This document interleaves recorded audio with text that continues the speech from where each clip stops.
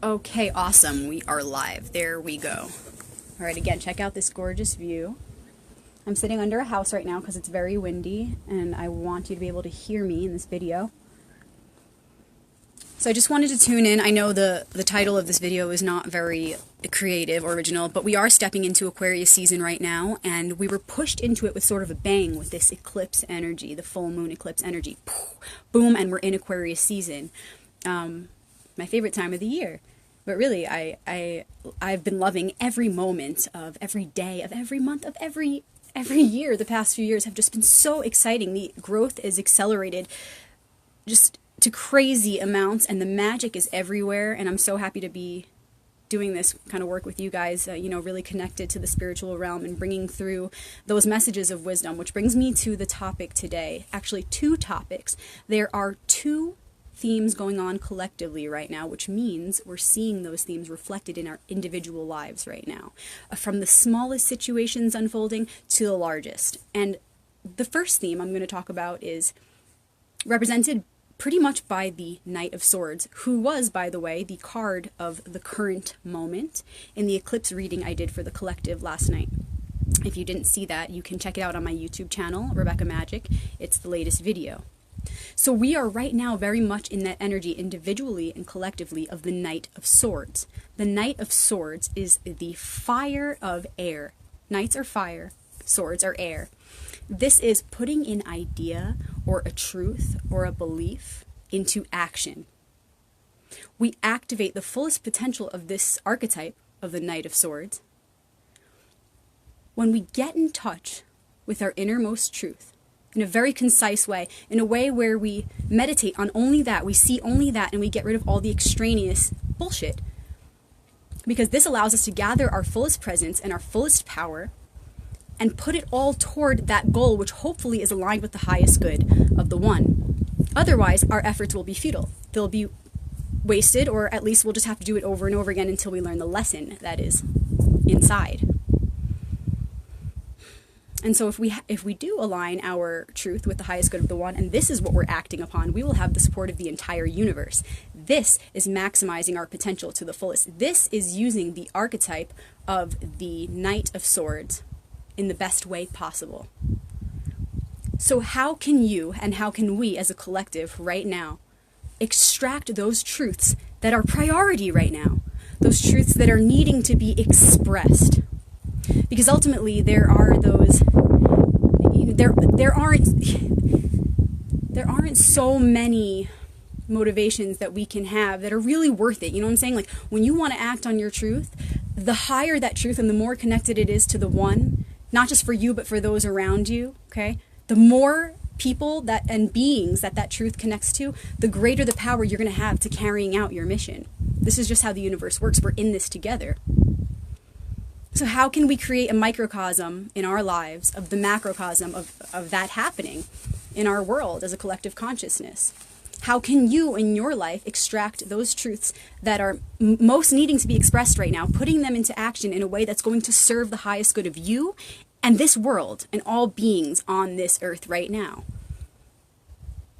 You can consider, the you in the past and the you in the future, if it helps you to come back to the present with more awareness. But once you get in touch with that truth, act.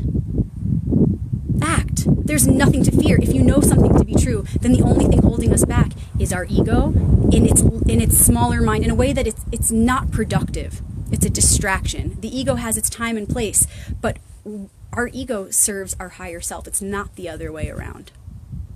It's not the other way around. So what are your truths that you've been holding back? What are some things in your life that maybe aren't reflecting who you really are and what you believe in? It is time to change. It is time to change. There is no excuse. There are no excuses. If your life is not a reflection of your inner truth, it's time to just get it over with and to start doing those things that you know are going to see the fruits of the future that you truly want to manifest. Because we lose purpose, we lose passion, we lose our aliveness, our vitality, our health, physically even. But in all dimensions, we lose that health.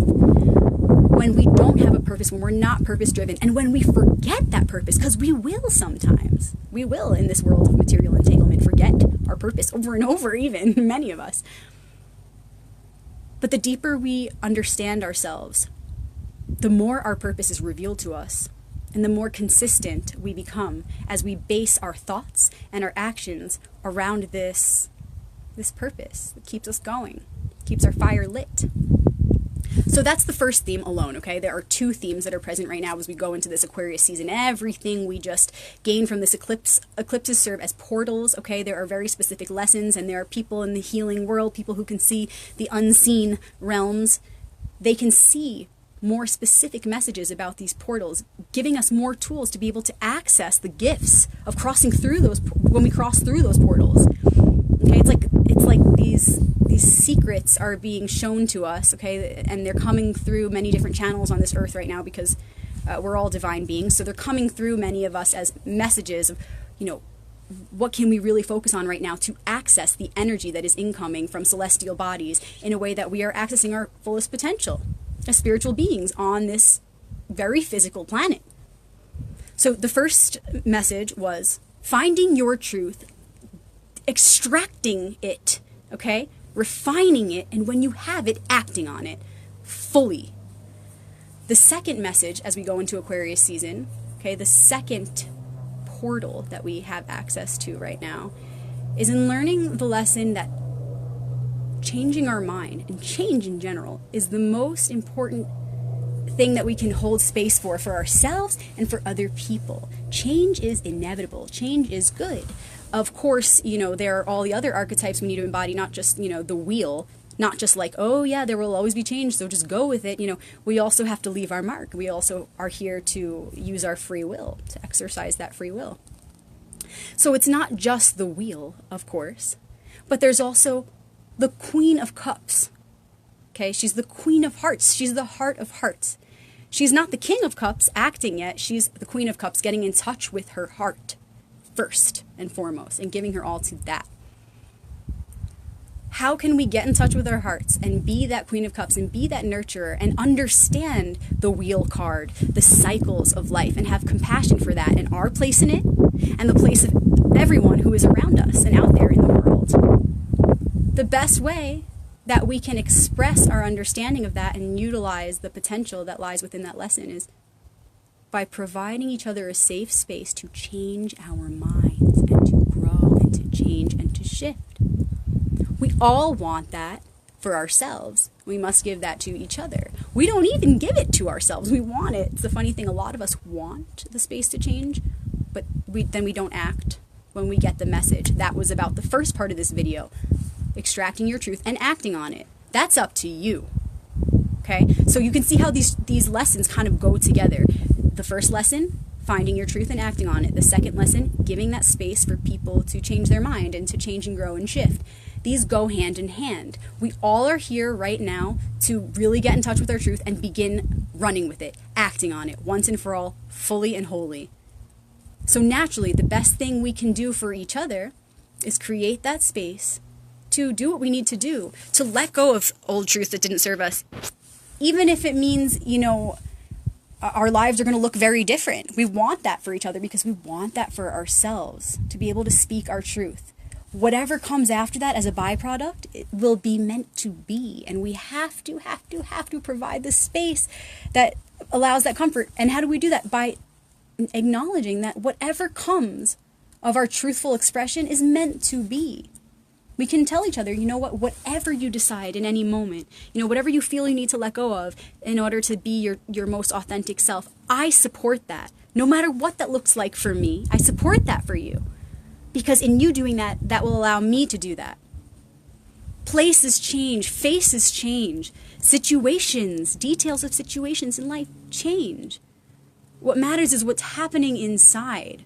And we have to recognize that about ourselves, our own lives, and the lives of those around us.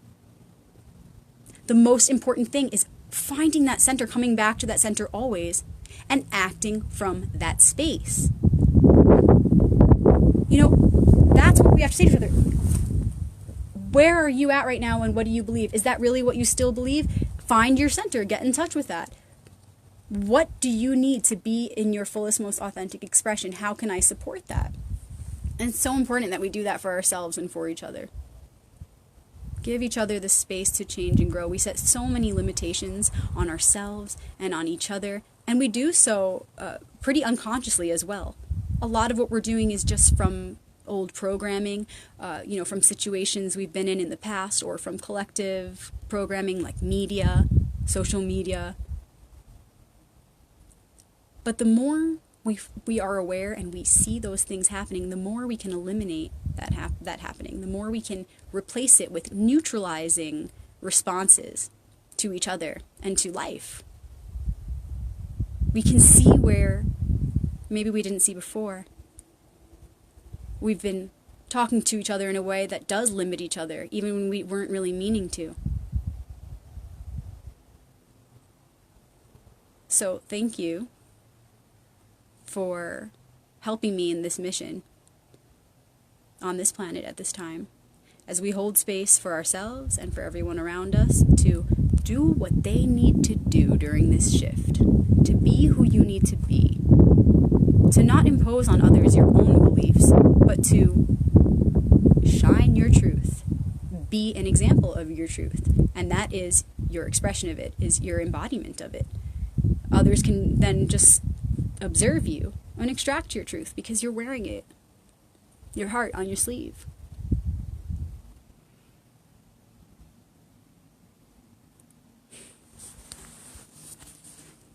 So find your truth. Do whatever you need to do to align with that.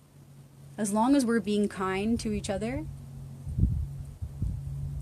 being compassionate and understanding of each other, accepting of each other, then we can all have the space to continue to change and grow as we need to, no matter what that looks like, no matter how big or small the changes are, trusting that we're all doing exactly what we need to do to be our most authentic selves. Find your truth and speak it, and may everyone around you reflect what you're doing for yourself, which is allowing yourself the space to change over and over, however and whenever you need to. Happy Aquarius season, y'all.